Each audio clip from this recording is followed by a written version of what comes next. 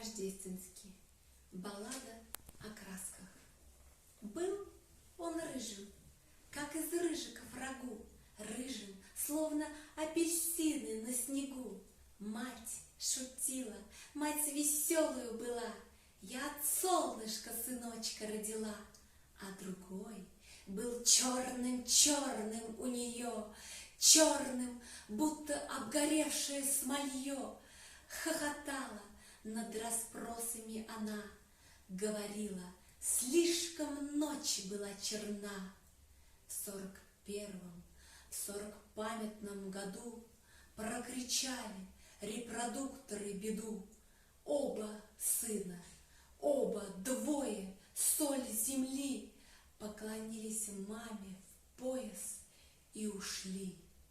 Довелось в бою почуять молодым рыжий бешеный огонь и черный дым, злую зелень застоявшихся полей, серый цвет прифронтовых госпиталей.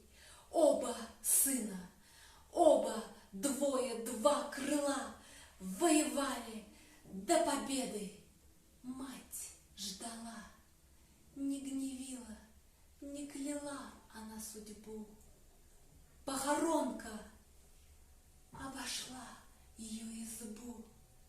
Повезло ей, привалило счастье вдруг.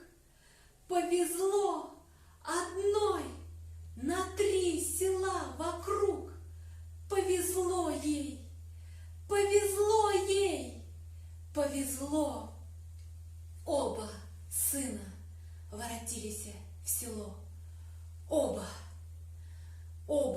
двое, плоть и стать, золотистых орденов не сосчитать. Сыновья сидят рядком к плечу, плечо, ноги целы, руки целы. Что еще? Пьют зеленое вино, как повелось. У обоих изменился цвет волос. Стали волосы смертельной белизны. Видно много белой краски у войны.